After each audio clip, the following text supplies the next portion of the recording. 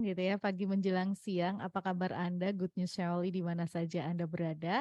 Kembali berjumpa bersama dengan saya Ningrum yang menemani Good News Family tentunya kali ini dalam program Hidup Sehat bersama dengan Rumah Sakit Panti Wilasa Dr. Cipto Semarang.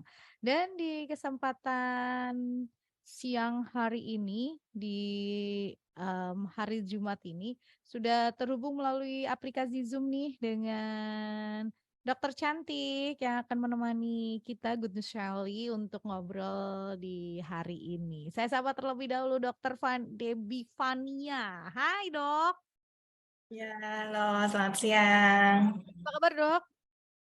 Baik, Ini lagi di rumah sakit nih dokter. Saya menyebutnya dokter siapa? Dokter Debbie gitu ya. Dokter Debbie. Oke, lagi jaga di rumah sakit. Iya, Ah, iya. nyambi-nyambi. Oh, nyami-nyami nggak apa-apa deh. Nah Dok, kalau di rumah sakit tuh ya Dok, hari-hari ini tuh yang kebanyakan tuh yang apa sih kasus ditemuin apa sih Dok? Karena berapa hari ini saya banyak ketemu orang yang bilang, duh badan saya tuh lagi nggak enak nih, gitu-gitu terus ada yang greges lah, demam lah, apa memang lagi, terus ada yang bilang itu tuh lagi musim. Loh kok ada musim ya gitu? Iya, memang kalau yang lagi banyak sih DB ya, DB itu ada terus. Lagi-lagi demam 4 hari dicek trombositnya rendah gitu. Tapi kalau penyakit yang selalu ada, nggak mengenal musim itu juga ada, itu sakit lambung ya. Sakit lambung. Nah nih ya, sakit lambung. Kalau tadi DB itu tetap menjadi sebuah kewaspadaan ya Good News Family, apalagi kemarin sempat misalnya hujan, terus ada panas, terus hujan lagi, panas lagi itu biasanya memang DB itu agak sedikit naik angkanya. Jadi tetap waspada gitu ya, tetap jaga kebersihan, lingkungan dan lain sebagainya ya, Dok ya. Mm-mm. Memang kalau untuk DB, terutama musim hujan gitu tambah banyak sih, karena Mm-mm. kan apalagi anak-anak seperti Yep. itu. Oke, jadi tetap waspada. Nah, sekarang kalau sakit lambung, tapi ke hari ini kita memang bahasnya tentang sakit lambung atau temanya itu Kak Dok, Dokter Debbie, jangan-jangan Iya, nanti temanya yang lain nih. tentang sakit lambung. Oke, sakit lambung. Nah, ini buat beberapa orang mungkin merasa semacam alah biasa gitu ya, alah sakit lambung tuh karena telat makan dan lain sebagainya. Nanti kita akan dengar penjelasannya dari Dokter Debbie ya. Buat Anda yang mungkin mau bertanya, mau iya dong saya ngalamin begini-begini, silakan kirimkan melalui WhatsApp. Boleh, telepon juga bisa. Kalau melalui WhatsApp di 081 5758 00949. Bisa ya 081 5758 00949 atau bisa juga melalui nomor satunya 081 225 225 949. Itu boleh juga ya. Jadi ada dua nomor telepon yang bisa Anda hubungin. Kalau teleponnya di 024 84 55 949. Nah, Dok, sakit lambung. Ini kan orang kadang menyebutnya pokoknya perutnya yang sakit gitu. Nah, ini sebetulnya apa sih yang bisa didefinisikan sebagai sakit lambung itu, Dok? Ya, jadi sebenarnya kalau di medis itu penamaannya macam-macam ya. Cuman semua itu berasal dari asam lambung yang meningkat. Jadi kan semua makanan yang kita makan pasti akan masuk lambung. Kemudian kerjanya lambung itu akan menghasilkan asam lambung untuk membantu mencerna makanan itu. Mm-mm. Nah, kalau misalnya produksi asam lambungnya berlebihan, akan mulai nih muncul gejala-gejala dari si sakit asam lambung itu. Misalnya Mm-mm. kalau misalnya asam lambungnya naik, bisa jadi perutnya jadi nyeri di ulu hati, karena sifatnya asam pastinya akan membuat iritasi dari permukaan lambung itu sendiri. Mm-mm. Terus kalau misalnya asamnya banyak, bercampur dengan makanan, menghasilkan gas yang banyak juga, akhirnya jadi sering legean, terus mual, pengen muntah, seperti itu. Kalau misalnya menekan ke bawah, masuk ke usus gasnya, akhirnya semakin terasa begah gitu. Mm-mm. Jadi kalau semua itu sebenarnya asalnya dari produksi asam lambung yang meningkat. Nah, dari situ ada banyak penamaannya, misalnya dari kumpulan gejala seperti mual, kemudian perutnya terasa sebah, biasa disebutnya dispepsia. Tapi kalau misalnya nanti dia balik ke atas asam lambungnya karena dari lambung terus naik ke esofagus, saluran dari tenggorokan sini, itu ada asam lambung yang naik balik ke atas, namanya gastroesophageal reflux disease. Jadi reflux itu kan balik ke atas ya, jadi kerasa di dadanya itu ada rasa terbakar seperti itu. Oke, jadi ini tergantung itu kemana, tapi asalnya sebetulnya karena asam lambung, seperti itu ya dok ya? Ya. Nah, sebab utamanya dok, karena kan ada orang yang mengatakan begini, sakit lambung itu gara-garanya tuh orang nggak teratur makan misalnya, atau kebiasaan makan. Apakah betul seperti itu atau sebetulnya ada faktor utama bahwa, oh ini genetis sih, oh ini begini gitu, kalau untuk sakit lambung ini sendiri dok? Ya, sebenarnya memang penyebab utamanya kalau saya bilang ada 3 ya. Yang pertama faktor makan. Dari faktor makan sendiri itu seperti makanan apa yang memicu meningkatnya asam lambung, yang terutama makanan asam, makanan pedas itu memicu produksi asam lambung dan membuat iritasi lambung. Kemudian kalau ada beberapa makanan atau minuman juga, tapi yang subjektif. Jadi tidak semua orang mengalami gejala yang sama. Ibaratnya ada yang kuat, ada yang enggak. Seperti misalnya kopi, seperti itu kopi, teh, itu ada beberapa orang yang kuat, tapi ada juga yang kalau minum kopi langsung asam lambungnya kambuh. Kemudian selain jenis makanannya, itu juga waktu makan ya berpengaruh. Kalau misalnya makan kita nggak teratur, sering terlambat, seperti itu artinya kan di lambung kita sering kosong. Ketika lambung kosong, asam lambung tetap diproduksi. Artinya karena tidak ada yang dicerna, asam lambungnya banyak, akhirnya mulai nih mengiritasi permukaan lambung kita. Akhirnya juga terjadi nyeri. Jadi jam makan, keteraturannya itu juga perlu diperhatikan. Selain itu makan terlalu cepat itu juga kadang berpengaruh. Jadi kalau kita makan nggak dikunyah dengan baik, langsung masuk lambung, itu kan juga meningkatkan kerja dari lambung. Kalau misalnya kita kunyah dengan baik, itu kan tercampur sama enzim yang ada di air ludah kita, itu membantu pencernaan dulu. Jadi kerja lambung nggak terlalu berat. Tapi kalau kita makan langsung kunyah sebentar, telan, itu kerja lambung akan lebih banyak. Nah, yang pertama faktor makanan ya. Yang kedua, obat-obatan itu juga bisa berpengaruh. Obat apa? Terutama obat painkiller atau obat anti nyeri.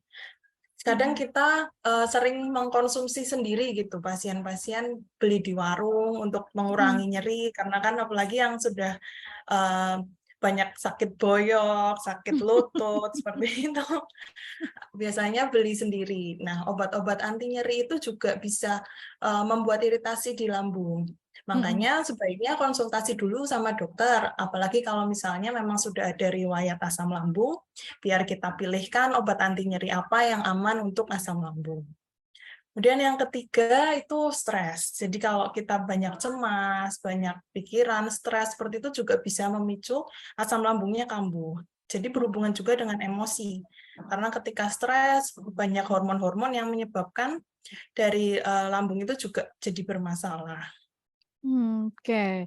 Jadi ternyata memang benar ya, ada yang ngomong tuh kalau sakit lambung itu dasarnya stres gitu ya, bukan hanya karena kebiasaan makan gitu-gitu. Jadi memang, ada persoalan-persoalan seperti itu gitu yang bisa, dihadapi oleh ini gitu ya, bukan hanya masalah makan pedas, makan asam dan lain sebagainya. Oke, Dok, ini ada pertanyaan yang masuk, kita coba jawab ya. Sebentar saya buka WhatsApp-nya, kayaknya ini udah masuk. Oke. Selamat pagi dok, beberapa hari yang lalu saya pagi-pagi minum obat lupa belum sarapan, lalu perut terasa perih. Setelah itu beberapa hari saya diare dan mual. Apakah itu artinya lambung saya kemudian bermasalah? Lalu bagaimana mengobatinya? Terima kasih.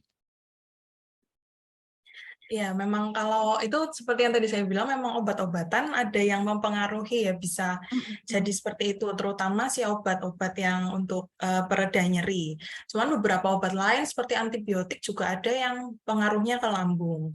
Mhm Jadi memang gejala seperti tadi, mual itu kan karena tadi ya ada produksi gas yang berlebihan, akhirnya menekan ke atas, jadi pengen muntah seperti itu. mhm. Kemudian diare itu juga bisa disebabkan karena itu, karena kalau gasnya menekan ke bawah, akhirnya perutnya begah, akhirnya yang belum waktunya kita BAB jadi BAB. Mhm Akhirnya kan cenderung lebih cair karena mhm belum terserap sempurna. mhm. Seperti itu. Kalau untuk menyiasatinya, biasanya diberikan obat lambung juga berbarengan dengan obat-obatan yang berpotensi menyebabkan asam lambung. Jadi diminum bersama. Atau kalau misalnya memang belum terlalu parah, mungkin bisa disiasati dengan makan dulu. Memang obat yang seperti itu baiknya makan dulu, nanti baru setelah itu 10-15 menit diminum obatnya. Mhm. Jadi Iya. biar ada lapisannya dulu gitu. Oke, jadi memang tetap ya kalau biasanya kan kalau kita dapat obat gitu dari apotek, dari dokter biasanya juga dikasih saran, ini diminum nanti sesudah makan ya. Ternyata memang benar harus ada aturannya, nggak bisa sembarangan seperti itu ya, Dok? Ya, Mhm kalau mhm. obat lambungnya sendiri justru diminumnya sebelum makan, Sebelum karena makan. kan untuk Mhm. mencegah dulu. Mhm mhm mhm. Yap, dan buat yang mungkin mau tanya-tanya boleh silahkan bersama dengan Dokter Debbie nih di 08125758000949 atau melalui yang satunya boleh 081225225949. Dok, kalau sakit lambung ini gitu ya, bisa nggak sih, misalnya ini kan orang sering kali saya melihatnya kalau sakit lambung tuh kayak disepelein gitu loh. Jadi kayak yang nanti saya minum obat lambung juga udah udah sembuh gitu. Terus kemudian terus terus terus dan terus berlarut. Nanti, karena tadi misalnya ada pantangan dan lain sebagainya dilanggar gitu ya. Ini kemudian kambuh lagi misalnya. Nah, ada nggak sih akibat kalau ini terus dibiarkan terus-menerus gitu, Dok? Ya, jadi kalau misalnya seperti itu tentunya ada seperti bahayanya apa sih gitu kan kalau misalnya asam lambung ini semakin parah. Memang terdengar sepele, cuman sakit lambung, minum obat nanti hilang. Mhm Cuman memang ada penyakit yang karena asam lambung itu mengiritasi, awalnya mungkin hanya radang di lambungnya namanya gastritis ya, peradangan pada lambung. Lama-kelamaan karena asam lambungnya terus menggerus dari permukaan lambung itu sendiri, akhirnya terjadi luka atau namanya ulkus gaster atau tukak peptik. Nah, itu karena jadi sudah ada luka di lambung, sudah mulai agak ke dalam, jadi tidak cuma di permukaan. Nah, mhm kalau seperti itu bisa menimbulkan perdarahan, akhirnya bisa gejalanya muntah darah, BAB-nya mhm. hitam, seperti itu. Kalau yang sudah sampai parah, bisa terjadi perdarahan seperti itu. Oke. Nah, orang dengan yang, sudah mengalami sakit lambung semacam ini gitu ya, Dok. Misalnya yang tadi WhatsApp katakan, oh dia udah tahu bahwa, oh saya ternyata terkena sakit lambung seperti ini. Apakah ada hal-hal yang harus dihindari dalam tanda kutip pantangan, terus, pola hidup apa yang harus dilakukan agar nanti nggak terjadi tadi kekambuhan atau nanti berulang kali kejadian lagi, walaupun mungkin diminumin obat sembuh gitu, Dok? Ya, jadi yang pertama untuk pola hidupnya, terutama ya makan yang diperhatikan. Jadi dihindari makanan-makanan yang bisa mencetuskan kambuhnya asam lambung itu, makanan asam, pedas, dihindari. Kemudian untuk waktu makannya harus lebih teratur. Kalau memang yang sudah parah asam lambungnya, itu makannya kita anjurkan untuk sedikit-sedikit tapi lebih sering. Misalnya jadi sehari 5 kali seperti itu, tapi porsinya sedikit-sedikit. Mhm Tujuannya agar lambung itu tidak terlalu lama berada dalam posisi kosong. Jadi selalu ada isinya, menghindari kalau terjadi peningkatan asam lambung itu. Kemudian tadi sebelum kalau makan dikunyah dulu yang baik, kemudian jangan terlalu cepat begitu.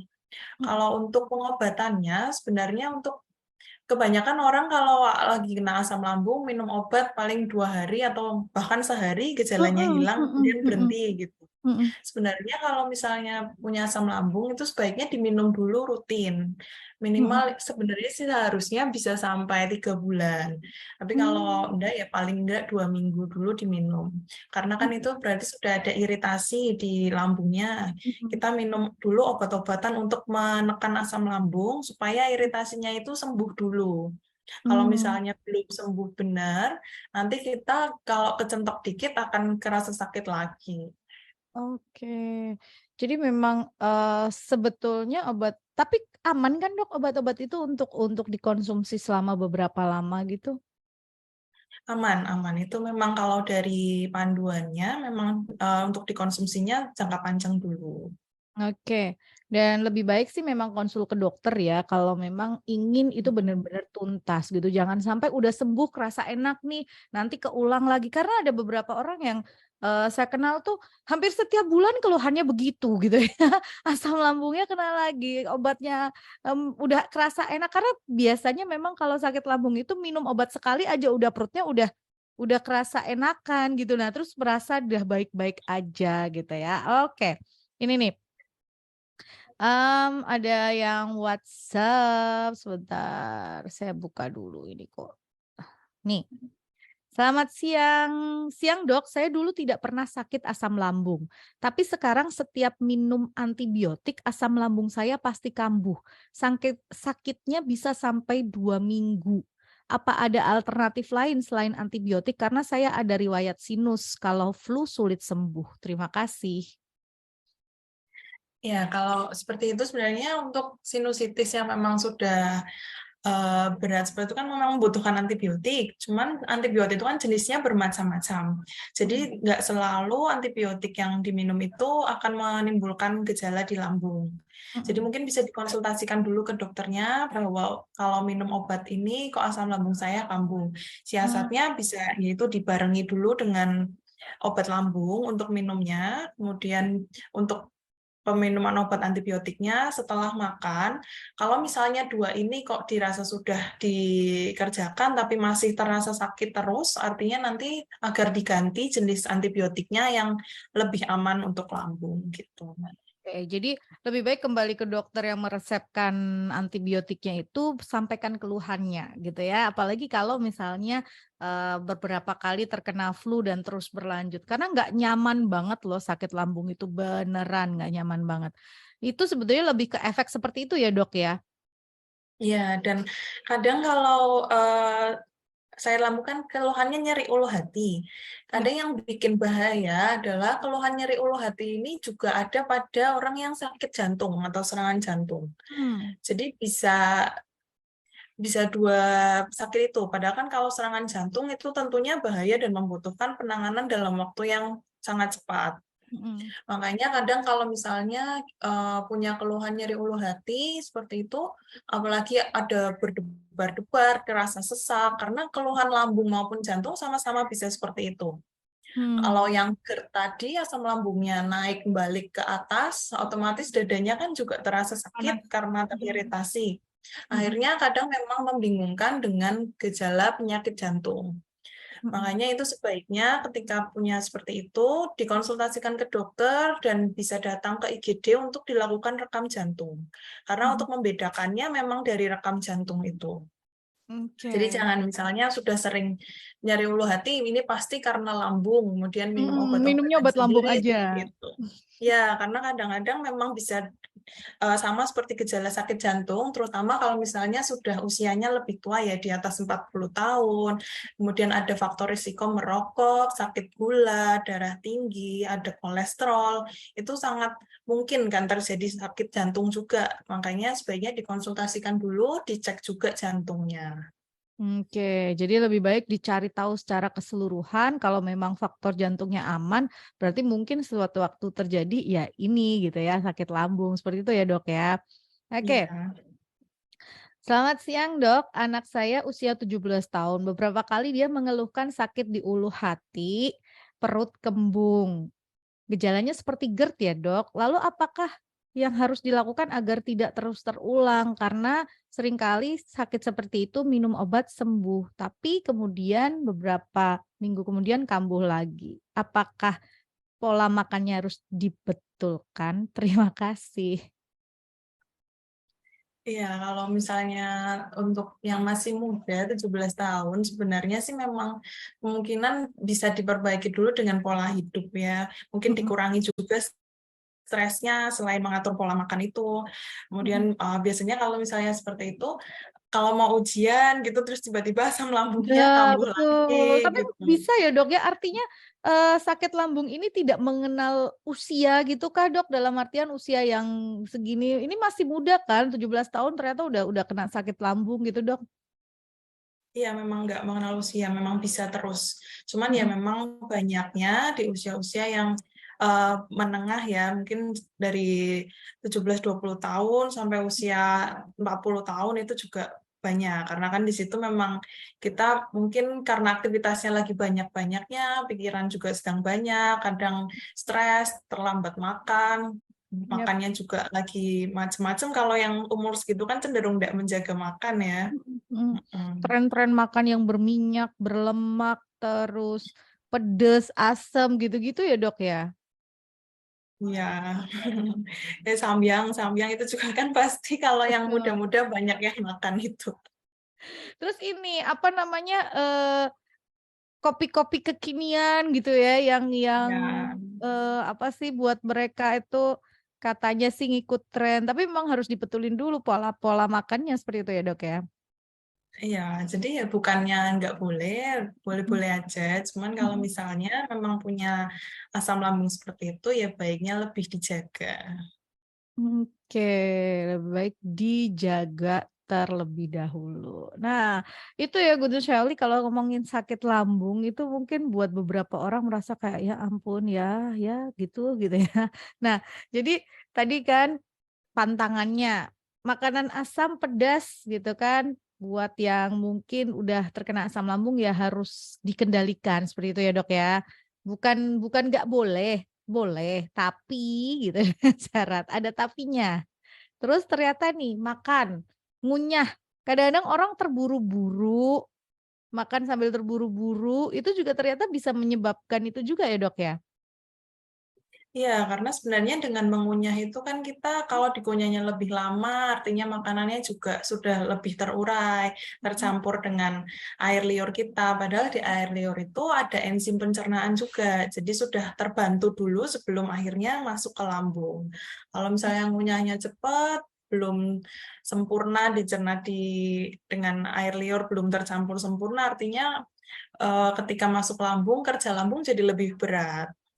Oke. Jadi memang kalau sudah begini tuh kerja lambung itu harus harus apa ya, dibantu dengan tadi ngunyah yang benar dan lain sebagainya.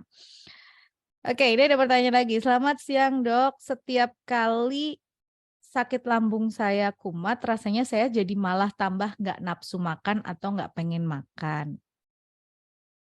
Apakah setiap kali sakit lambung sebentar saya baca. Kalau sakit lambung itu harus makan yang halus-halus dulu seperti bubur atau sebetulnya bisa makan segala macam, Dok? Terima kasih.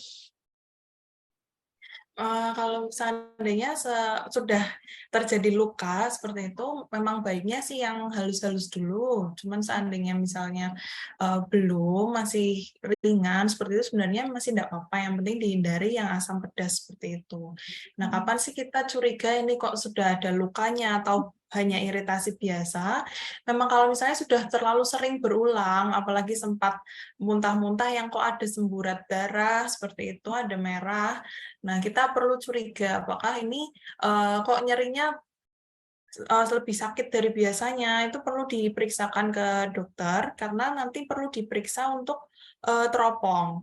Jadi ada alat untuk melihat dari kerongkongan kita sampai ke lambung, itu ada lukanya atau enggak, namanya, EGD, Esophagogastroduodenoscopy. Jadi Mhm. kalau misalnya kok sudah lama sekali terkena sakit asam lambung, sedikit-sedikit kambuh dan nyerinya itu sampai yang nggak bisa ditahan, itu sebaiknya diperiksakan ke dokter untuk diperiksa endoskopi itu. Oke, jadi eh, untuk di endoskopi itu memang apa ya? Kalau memang sudah sering kali berulang, terus curiga tadi gitu ya, ada luka misalnya gitu ya, muntah kok sudah ada darah dan lain sebagainya. Siang dok, kemarin Senin saya merasakan sakit di perut bagian kiri, perih dan nyeri yang sangat. Sebabnya saya nggak tahu apa. Apakah ini juga sakit lambung? Terima kasih.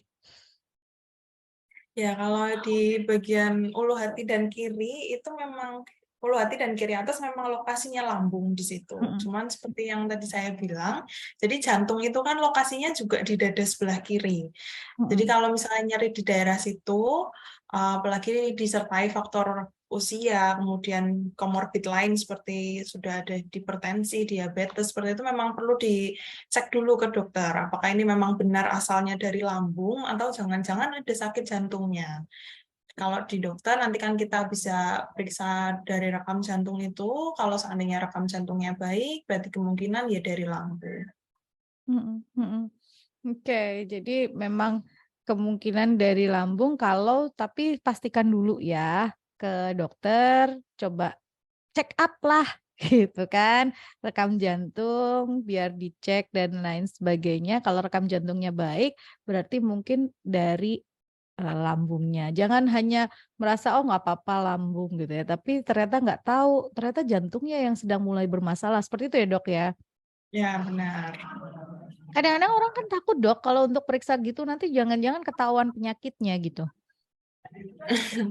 Ya, justru harus ketahuan penyakitnya daripada terlambat. Kan segera tahu, segera diobati, segera sembuh. Harapannya kan gitu. Iya, harapannya begitu. Datang ke Rumah Sakit Patiwalasa Dr. Cipto loh, Good News Family, biar bisa medical check up ya dok ya. Ya, Mm-mm. Mm-mm. Jadi di Rumah Sakit Pantiwilasa Dr. Cipto itu juga ada paket-paket buat medical check up dan Anda bisa pilih salah satu termasuk ada rekam jantungnya juga. Jadi biar tahu bukan hanya sakit lambung yang bisa diketahui tadi dengan tindakan-tindakan tapi juga apa namanya medical check up ini juga bisa dilakukan gitu ya biar bisa tahu lebih awal. Jadi lebih tepat obat dan apa yang harus dikonsumsi. Betul ya, Dok ya? iya betul. Kita ada banyak sih paket-paket untuk medical check up, untuk cek khusus jantungnya. Ada juga untuk yang endoskopi itu misalnya kok sudah sering sekali terasa nyeri ulu hati berulang, kemudian sampai ada muntah darah, mau makan sudah tidak bisa karena dikasih makan kok malah perutnya tambah sakit terus gitu. Kita bisa ke rumah sakit untuk dicek endoskopi itu juga ada paketnya. Nah, mungkin kalau mau tanya-tanya dulu, konsultasi seperti itu juga bisa. Kita ada layanan telekonsultasi dokter. Mungkin bisa dicatat Boleh. nomornya di Mm-mm. 0815 8550 5050. Oke, diulang dok 0815. 0815 8550 5050. Di situ bisa tanya-tanya dulu, ini baiknya saya periksa kemana dulu, apakah ke IGD dulu untuk direkam jantung, atau dari gejalanya kok murni dari lambung, sudah berulang, mau disarankan untuk endoskopi, mungkin bisa tanya-tanya dulu di situ. Oke, ini layanan ini bisa diakses melalui apa sih dok? Telepon, WhatsApp atau apa dok? Mungkin dokter Debbie bisa jelaskan dulu untuk layanan dari Panti Asuhan. Apa namanya tadi dok? Telekonsultasi dokter. Jadi Telekonsultasi itu dokter. nanti Mm-mm. bisa via WA. Mm-mm. Dari WA itu kita ada dari Senin sampai Sabtu jam 8 sampai jam 8 pagi sampai jam 8 malam itu nanti akan selalu dijawab. Oke, Senin sampai Senin Sabtu. sampai Sabtu. Dari jam 8 pagi sampai Sampai jam 8 8 malam. malam. Nah, ini adalah by WA ya, Good News Family. Ini layanan yang diluncurkan oleh Rumah Sakit Pantiwilasa Dr. Cipto. Anda bisa konsultasi ke dokter di 0815 8550 5050. Di situ nanti mungkin gejalanya sebutkan. Biasanya gitu harus gimana Dok? Sebutkan gejalanya atau gimana nanti dokter biar mudah untuk menanggapinya dari yang melayani? Ya, biasanya kalau misalnya chat ke nomor itu nanti akan Mhm, diberikan form gitu dalam bentuk chat untuk mhm. mengisi nama, usia, seperti itu karena kita kan perlu data Yap, kira-kira pasiennya usia berapa untuk mengerti sakit yang paling banyak di usia tersebut juga, kemudian dari gejalanya sudah berapa lama, nanti ada formnya untuk diisi itu. Kalau dari telekonsultasi itu memang yang menjawab langsung dokter kami. mhm, mhm.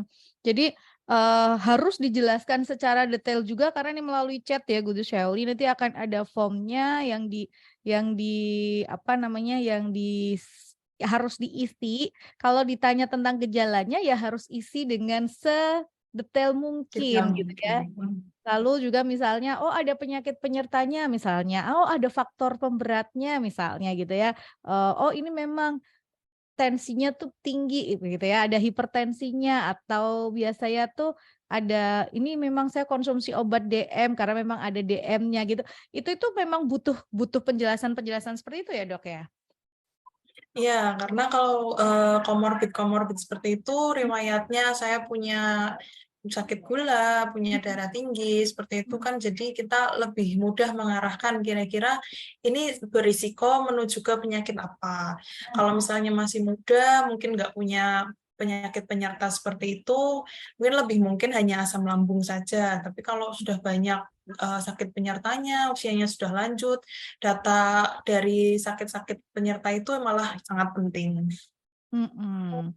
Nah, itu yang harus Anda, sampaikan gitu ya. Jadi dicatat ya nomornya Good News Family 0815 8550 50. Itu nanti silakan kirimkan WhatsApp di situ, nanti ada form yang dikirimkan balik untuk tadi harus mengetahui usianya juga, ini, gendernya laki-laki atau perempuan, karena ini juga penting untuk, dokter yang menjawab atau ininya bisa mudah gitu ya, kalau enggak agak sedikit susah gitu kan, tapi sangat berharap ini bisa membantu, apalagi kalau misalnya Anda belum bisa seketika itu mau datang ke rumah sakit gitu ya. Nah ini bisa bisa sangat membantu ya Dokter Debbie ya? Ya, kalau misalnya untuk yang Mhm, belum bisa sini bisa tanya-tanya dulu di WhatsApp, mhm, atau seandainya kok nggak bisa datang, walaupun mhm, kita sudah menyarankan untuk diperiksa oleh dokter, kami mhm. juga ada layanan home care. Jadi Nah, kami dari tim dokter dan tim perawat bisa datang ke rumah pasien-pasien kita. Nah, mhm. itu bisa menghubungi di nomor 0889 3526 044. Jadi nanti kita akan datang dan memeriksa dulu di sana. Seandainya memang memerlukan rawat inap, nanti akan kita kirim ambulan juga, bisa dijemput dan dibawa ke rumah sakit. Tapi seandainya memang masih baik, bisa untuk rawat jalan seperti itu, akan kita berikan obat. oke. 0889 3526 044 ya, itu Ya. untuk, layanan home care. Tapi apakah hanya pemeriksaan saja yang bisa dilayani oleh home care, Dokter Debbie? Ya, kalau home care itu kita cukup lengkap, jadi bisa untuk pemeriksaan awal, bisa juga untuk perawatan dari pasien-pasien yang misalnya stroke, membutuhkan perawatan rutin seperti itu di rumah, mungkin untuk kakek-kakek, nenek-nenek kita yang mungkin sudah sulit kalau misalnya kita kok dibawa ke rumah sakit bolak-balik kan kasihan juga, nanti Mhm. kita yang datang untuk merawat, mungkin ada lukanya atau mengganti selang makannya, seperti itu nanti kita bisa. Atau Mhm. kalau misalnya mau, misalnya sering sesak nafas seperti itu, tapi sulit untuk dibawa ke rumah sakit, mungkin bolak-balik kok uap terus, seperti itu bisa Mhm. juga kita nanti ada layanan nebulizer di rumah juga bisa. Oke, jadi, bisa dimaksimalkan untuk beberapa layanan kesehatan yang bisa dilakukan di rumah gitu ya, misalnya pasang selang makan atau selang sonde gitu kan, atau mungkin, pemeriksaan ada berapa orang yang mungkin nggak bisa dipindahkan dengan cepat gitu ya kalau mesti periksa dan lain sebagainya. Nah, ini pemeriksaan bisa dilakukan di rumah dengan menggunakan layanan home care-nya dari Rumah Sakit Pantiwilasa Dr. Cipto. Atau tadi kalau mau pemeriksaan juga bisa, misalnya susah nih kalau harus ke rumah sakit. Nah, nanti dari pihak rumah sakit yang akan datang dengan dokter dan lain sebagainya. Kalau memang harus dirawat, nanti akan dikirim ambulan juga untuk bisa dibawa ke rumah sakit. Tapi kalau enggak, oh bisa kok rawat jalan misalnya, atau bisa kok ditahan di rumah tadi seperti nebulizer gitu ya. Untuk yang sudah sepuh-sepuh itu kan kadang memang agak sedikit susah mobilitasnya gitu ya dok ya. Atau misalnya kita mau suntik obat di situ atau infus gitu juga bisa. Nah, tuh. Atau mau suntik obat atau pasang infus juga bisa gitu ya di rumah. Nah, hubunginya di home care, layanan home care-nya Rumah Sakit Pantiwilasa Dr. Cipto ada di 0889 3526 044. Itu bisa dihubungin untuk layanan home care. Jangan lupa juga di Rumah Sakit Pantiwilasa Dr. Cipto sekarang pelayanannya luar biasa. Ada ruangan-ruangan yang keren-keren gitu ya, Dok ya. Ya, jadi ruang bersalin kita ini baru sudah Hmm. cukup bagus, sudah bisa diakses juga. Jadi kalau misalnya mungkin eh, ingin bersalin di sini, itu kita juga ada paket-paket persalinan yang harganya sangat terjangkau gitu. Mm, mm. Nah tuh, jadi ruang bersalinnya udah direnovasi, udah menempat tempat yang baru, bisa tuh di Rumah Sakit Pantiwilasa Dr. Cipto ada paket-paket persalinan juga di Rumah Sakit Pantiwilasa Dr. Cipto yang pastinya bisa terjangkau buat Anda, Good News Family ya. Ya, dan sekarang kita ada ya paket baru, itu paket foto newborn. Jadi Oh, untuk bayi-bayi yang lahir itu kita juga bisa sekalian ada foto untuk paket foto newborn. Bisa satu kostum itu murah sih 150.000, bisa wow. dua kostum 300.000, tiga kostum 425. Jadi sudah lengkap, bisa sekalian cek di situ bersalin. Kemudian setelah lahir mungkin pengen punya foto babynya bisa langsung juga. Oh, artinya pada saat setelah persalinan bayi lahir, terus bisa langsung difoto ya dok setelah sehari gitu ya? Ya, nanti kita mungkin kan kalau misalnya baru lahir, kita cek dulu kesehatan bayinya. Kalau misalnya kesehatannya baik, sudah bisa untuk perawat gabung dengan ibunya. Nanti setelah itu kita jadi untuk paket foto newborn itu. Oh, jadi pulang langsung punya dokumentasinya dan pastinya kan terjamin ya karena pas pada saat di rumah sakit gitu ya nggak perlu ketemu dengan banyak orang yang lain gitu ya dok ya. Ya, Jadi pulang-pulang udah punya punya ini kenang-kenangannya foto-foto juga. Dan sekarang trennya kan seperti itu ya gitu Sally ya. Jadi bisa langsung bawa pulang foto lucu-lucunya, ada kostum yang bisa dipilih juga, tergantung pilihannya Anda seperti apa. Nah, informasi lengkapnya tentang Rumah Sakit Pantiwilasa Dr. Cipto ada di Instagram ya dok ya? ya ada di Instagram, ada juga di website kita. Mm-mm. Oke, di Instagramnya @rumah Instagramnya sakit. Mm-mm. ya ada di rs.pantiwilasa_Dr. Oke, @rs_rumah sakit Pantiwilasa_Dr. Cipto atau di websitenya pantiwilasa.com ya, betul ya? Iya. Mm-mm. Oke, ya. Terakhir dok, ada pesan sehatnya buat Good News Shaolika sebelum kita akhiri siaran kita hari ini?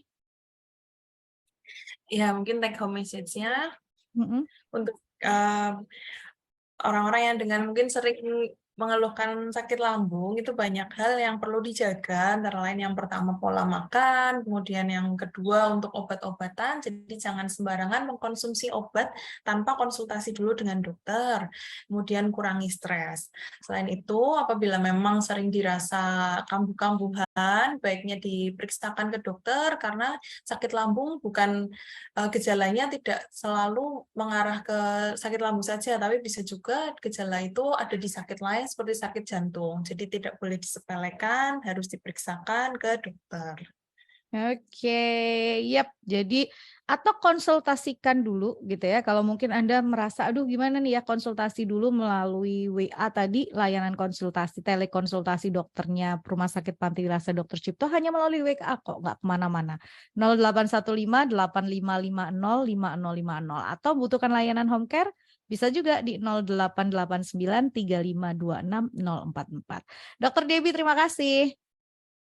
Iya, terima kasih. Ya, sukses buat Rumah Sakit Panti Wirasa Dr. Cipto. Terima kasih buat hari ini buat ngobrolnya. Sampai ketemu ya, Dok ya. See you.